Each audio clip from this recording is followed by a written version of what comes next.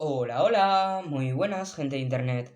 Bueno, pues después de bastante tiempo sin subir ningún vídeo, quisiera aprovechar que hoy es 17 de mayo, Día Internacional contra la LGTBI-fobia, para subir un vídeo que espero que no sea ni muy largo ni muy denso. A ver si lo consigo. ¿Por qué se celebra hoy el Día Internacional contra la LGTB-fobia? ¿Es casualidad? No. Este día se celebra hoy porque el 17 de mayo de 1990, la OMS, Organización Mundial de la Salud, por fin se decidió a dar el paso de sacar la homosexualidad de su listado de enfermedades mentales. Importante, lo que se despatologizó fue la homosexualidad, no el resto de realidades. ¿Por qué meto este matiz? Pues porque por mucho que hayan cambiado epígrafes, por mucho que hayan cambiado nombres y que estén jugando a ahora te llamo así y ahora te llamo asá, realidades como por ejemplo la transexualidad a día de hoy sigue recibiendo un trato patologizante.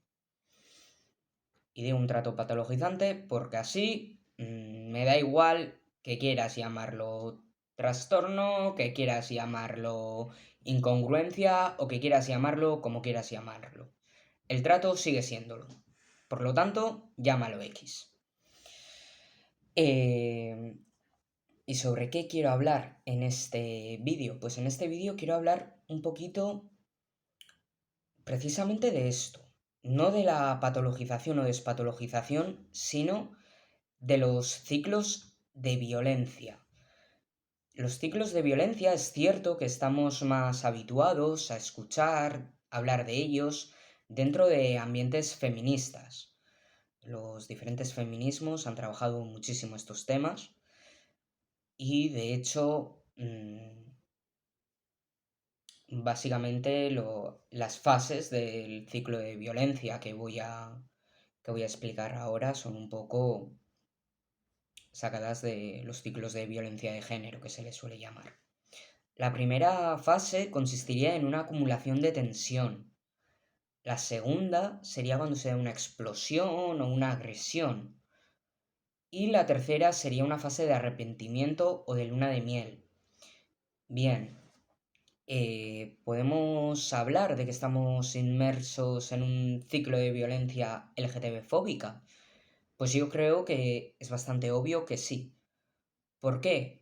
Pues porque al final esa primera fase de acumulación de tensión es cierto que ha habido siempre determinados sectores de la población, especialmente sectores relacionados con diferentes religiones y tal, que no han dudado en mostrar opiniones y actitudes LGTB-fóbicas a lo largo de la historia y más en concreto a lo largo de lo que llevamos de democracia, empezando a contar desde el 78. Bien, sin embargo, a raíz de la creación de un nuevo partido que no ha dudado en ningún momento en mantener actitudes y posicionamientos LGTB fóbicos, se ha podido percibir una mayor acumulación de tensión entre la población. Si no menciono ningún partido político en concreto, es por un motivo muy sencillo. Me parece que sería muy sencillo decir, este partido es el culpable, pero lo cierto es que partidos políticos que llevan formando parte de este juego de la democracia desde el 78 han mostrado en muchas ocasiones actitudes, comentarios e incluso votaciones LGTB-fóbicas. Por lo tanto, no me parecería tampoco justo señalar únicamente a un partido en concreto. Eh, pero lo cierto es que se ha vivido un mayor aumento de la acumulación de tensión. ¿Y en qué se puede ver esto? Esto se puede ver en que cuando se habla de dar educación sexual en centros escolares, en determinados sitios se está hablando de tomar medidas como es el PIN parental, que básicamente significa a mis hijos, a mis hijas, no os permito que les deis clases de educación sexual, porque dar educación sexual es adoctrinar. Vamos a ver. ¿Somos conscientes de que esto es algo tan absurdo como decir no quiero que a mi peque le des clases de música porque si no lo mismo le coge el gusto a tocar la guitarra y me va a estar tocando la guitarra en casa y no me gusta a mí que toquen la guitarra? ¿Se le ocurriría a alguien coger y decir, cuando el resto del aula esté dando clases de guitarra, a mi peque fuera del aula, ¿vale? Es absurdo, es absurdo, ¿vale? Explicar la diversidad sexual no es hacer un adoctrinamiento.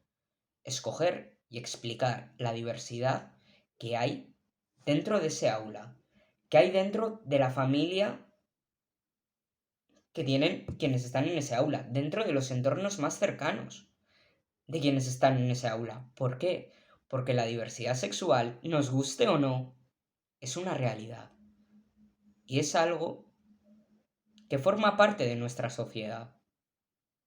Entonces, no es adoctrinamiento, es simplemente explicar las cosas. Se han dado agresiones. La segunda fase son agresiones. Hemos podido ver en los últimos tiempos cómo ha habido un aumento de agresiones. A lo largo del 2021 se dieron a conocer 2 palizas a hombres gays en Vizcaya. Durante el verano del año pasado hubo una temporada en la que rara era la semana que no venían noticias de Áraba en las cuales habían aparecido pintadas, en las cuales había habido alguna agresión, algún intento de violación a personas LGTB. Seguimos sin ver la fase de agresión y después pudimos tener unas navidades un poquito más calmadas. Después ya fue como que se rebajó un poquito los niveles de violencia. No voy a hablar de que hubo una fase de arrepentimiento porque realmente al final son agresiones separadas, ¿vale? Que están perpetuadas por personas independientes y por lo tanto no ha habido nadie que haya mostrado un arrepentimiento público o que haya pedido disculpas. Sin embargo, que sí que hemos podido observar, un periodo de calma. Hasta que se ha roto con... ¡Prum, pum, pum! Noticia de que de repente hay un asesino en serie que actúa por la zona de Vizcaya. Que después ha ido ampliando informaciones y parece ser que no se limitaba solo a Vizcaya y tal y cual. He dicho un asesino en serie, pero se me ha olvidado el detalle de que eran hombres gays. Entonces, las víctimas. Entonces vemos otra vez, ¿no? Como la agresión va dirigida al colectivo LGTB. Pero ha habido asesinos en serie a lo largo de la historia, siempre. Sí. Pero ha habido agresiones a lo largo de la historia, siempre. Correcto. Pero, si lo analizamos, si analizamos la sociedad, si analizamos cómo ha ido evolucionando, se puede observar cómo se está dando ese ciclo de violencia. Entonces, la pregunta que a mí me parece lógica es, ¿y qué están haciendo las instituciones frente a todo esto? Pues las instituciones están a lo que están. Están a salir en la foto. Están a decir, ¿condenamos la LGTB-fobia? Sí. ¿Cómo lo hacemos? Pues, por ejemplo, el Parlamento Vasco, ayer, casualidades de la vida, en la víspera del Día Internacional contra la LGTB-fobia, decidió hacer propaganda, una vez más, de que están trabajando para reformar la Ley 14/2012, la cual legisla los derechos de hombres y mujeres transexuales que residimos en Euskadi. Una vez más, ¿por qué?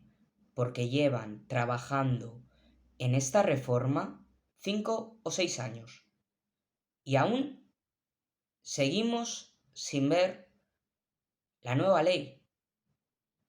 Y hablo de ver la nueva ley, porque ayer hablaron de una reforma, pero en un principio iba a ser que iban a sacar una nueva ley actualizada. Después simplemente se limitó a reformar la ley del 2012 para que dejase de ser patologizante.